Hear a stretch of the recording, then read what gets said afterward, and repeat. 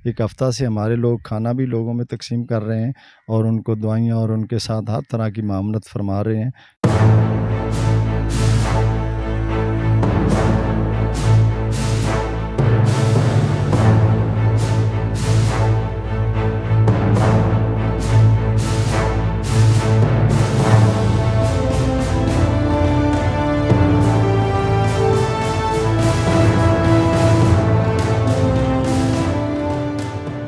भी जो है ये आफत आ चुकी है इस पे, और हमारा किसान घर से बेघर हो चुका है। इस टाइम खैमे लगाए अल खिदमत की तरफ से, उसके अंदर वो रहायश पजीर हो चुके हैं। और इनके ये देखते हैं बैक साइड पे भी आप देख लें कि यहाँ पे ये घर खाली हो चुके हैं।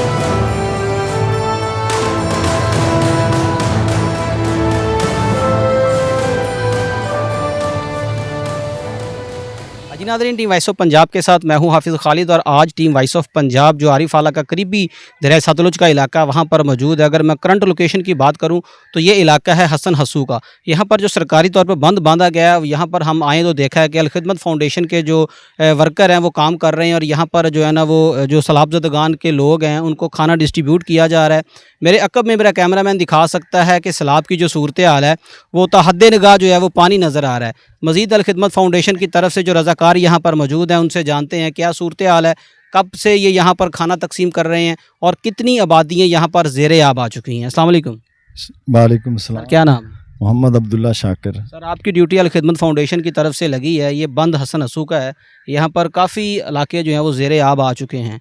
क्या फ़िगर हैं आपके पास यहाँ पर खाने के जो मुतासरा लोग हैं, और आपकी जो NGO वो कब से इन इलाकों में काम कर रही है? अल्हम्दुलिल्लाह, जिस तरह पूरे पाकिस्तान के अंदर अल खिदमत फाउंडेशन सैलाब ज़दगान की मदद के लिए रात दिन मसरूफ़ अमल है, इसी तरह इस सतलुज दरिया के नवाई इलाकों में जिस तरह आज हम मासी हसन का पहुँचे हैं, एक हफ़्ता से हमारे लोग खाना भी लोगों में तकसीम कर रहे हैं और उनको दुआइयाँ और उनके साथ हर तरह की मामलत फरमा रहे हैं। काफ़ी सारे हमारे वॉलंटियर हैं जो इस हल्के के अंदर मसरूफ़ अमल हैं और रात दिन इसी काम में लगे हुए हैं, लोगों को चारा और मुख्तलिफ़ सहूलियात मुहैया कर रहे हैं। अल्हम्दुलिल्लाह, अल खिदमत के नौजवान जो हैं वो अल्लाह की रज़ा के लिए इस हल्के में लोगों को सारी चीज़ें मुहैया कर रहे हैं। मोहतरम, यहाँ पर कितने कैंप हैं जो अल खिदमत फाउंडेशन की तरफ से गए हैं और कितने लोगों को यहाँ पे रेस्क्यू किया जा चुका है अभी तक? बहुत सारे लोगों को रेस्क्यू किया गया है जो इसके साथ ही बांध के साथ अभी मौजूद हैं। गवर्नमेंट में इसके अंदर तावन कर रही है, लेकिन हमारे लोग भी जगह जगह अल्हम्दुलिल्लाह उनके नूरे वाले बांध के करीब और इस इलाके में और अस्सू हसन का भी हर जगह हमारे कैंप मौजूद हैं। यहाँ पर सुनने में आया कि अल्हम्दुलिल्लाह जानी नुकसान कोई नहीं हुआ, लेकिन अगर माली नुकसान की बात की जाए तो बहुत से किसान जो ज़िम्मेदार हैं वो इस वक्त परेशान हैं। क्या कहेंगे, कितनी फसलें यहाँ पर ज़ेर-ए-आब आ चुकी हैं? इसमें बहुत सारा इलाका जहाँ पर अपना कपास की फसल है, धान की फसल है, ये बहुत सारे इलाके के अंदर ज़ेर-ए-आब आ चुकी है। जानवरों का भी नुकसान से महफूज रहे हैं अल्हम्दुलिल्लाह, लेकिन फसलों का बहुत ज़्यादा नुकसान हुआ है। यहाँ पर दो जो है ना वो लोगों की बोट्स को देखा गया है, कश्तियाँ चल रही हैं। एक तो 11/1122 और दूसरी अल खिदमत की जो है ना वो बोट्स काम कर रही हैं। आपके पास कितनी कश्तियाँ हैं और वो कब से काम कर रही हैं? हमारे पास भी माशाल्लाह काफ़ी सारी कश्तियाँ हैं जिसके अंदर लोग काम कर रहे हैं। जब पिछली दफ़ा जो आया था ना सैलाब, उसमें भी हमारे लोगों ने बहुत काम किया था, अब भी अल्हम्दुलिल्लाह बहुत काम कर रहे हैं। सर, ज़ाहिर है कि अल खिदमत फाउंडेशन भी जो है वो एक NGO काम कर रही है, लोग इनको फंडिंग करते हैं तो काम चलता है। मुखय्यर हज़रात के नाम क्या पैगाम है कि अगर आपको आरिफ आला के अंदर या कबूला के अंदर दफ्तर में आना हो तो क्या एड्रेस है जहाँ पर लोग फंडिंग के हवाले से मिल सके? जमात इस्लामी का एक बड़े अरसा से दफ्तर है 40H ब्लॉक के अंदर, बिलाल मस्जिद है, उसके साथ जमात का दफ्तर है।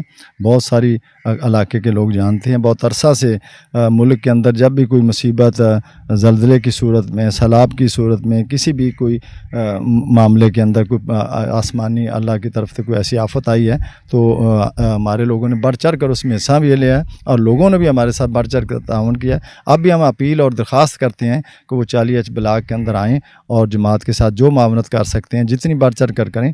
और लोगों को पूरे मुल्क के अंदर पता है कि अल खिदमत फाउंडेशन पर लोगों का एतमाद भी है, अल्हम्दुलिल्लाह लोग तावन भी करते हैं और हम भी अपील कर रहे हैं कि वो जितना भी ज़्यादा ज़्यादा ताउन कर सकते हैं, चूँकि उनका बहुत नुकसान हुआ लोगों का, वो घर से बेघर हुए हैं, उनके जानवरों का, उनके मवेशियों का, उनके चारे का मसला है, उनकी रिहाइश का मसला है, उनके अपना खाने का, उनकी फसलें तबाह हो चुकी हैं। तो इस लिहाज से जितना भी आप ताउन करेंगे तो ये दुनिया आखिरत के लिए आपके लिए ज़रिया निजात। वालेकुम सलाम। डॉक्टर साहब, आप जमात इस्लामी की तरफ से जो है ना वो किसान विंग के सदर हैं, तो क्या कहेंगे, हमारे किसान जो हैं वो मुल्क की रीढ़ की हड्डी का किरदार अदा करते हैं। अगर हमारा किसान दब गया इस सलाबी सूरत हाल के अंदर तो हमारी जो मुआशत है उसको बड़ा झटका लगने वाला है। गवर्नमेंट के नाम क्या पैगाम है, किसानों का कितना नुकसान हो चुका है?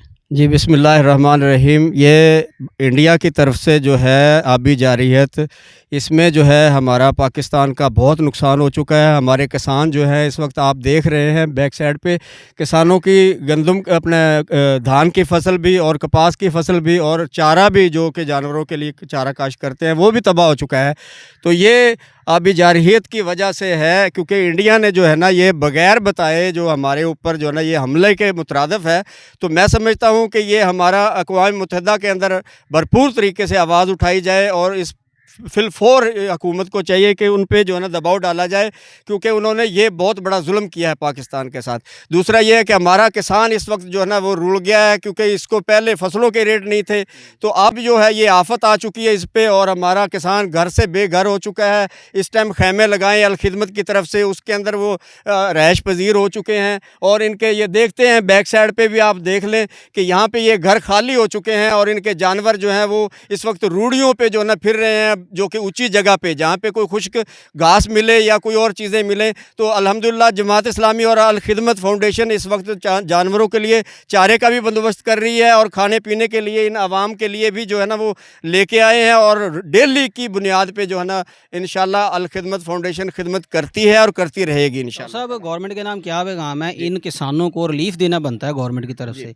अगर इनको रिलीफ ना दिया गया तो आइंदा की फसल जो ये काश्त नहीं कर सकेंगे। जी, हम अपनी गवर्नमेंट से ये मुतालबा करते हैं कि फिलफौर किसानों को जो है ना उनके आबियाने भी माफ़ किए जाएं और इनकी फौरी तौर पे इमदाद का ऐलान किया जाए, ताकि जो है ना वो अपना गुजर बसर कर सकें और अपने बच्चों को जो है ना वो संभाल सकें और अपना घर को चला सकें और अपने इस निज़ाम को अपने पटड़ी पे ले आएँ। तो अभी तो ये फ़िलहाल जो है ना ये आफत आई हुई है, इस वक्त पानी और बढ़ रहा है, तो इसके अंदर जो है ना ये तंजीमों का काम तो यही होता है, अलखिदमत का काम, जमात इस्लामी का काम यही है कि हम खाना दे सकते हैं, इनके साथ हमदर्दी कर सकते हैं, इज़हार हमदर्दी, और इनके जानवरों के लिए चारे वगैरह का बंदोबस्त कर सकते हैं या और थोड़ा बहुत इनके साथ जो है ना हेल्प कर सकते हैं। लेकिन ये हमारी गवर्नमेंट का काम है, जो कि हमारे जो कोई नुकसान हो चुका है हमारे किसानों का, उनकी फसलें तबाह हो गई हैं, बर्बाद हो गई हैं, और उनके साथ फिलफौर जो भी इमदाद करनी है उसका ऐलान करें।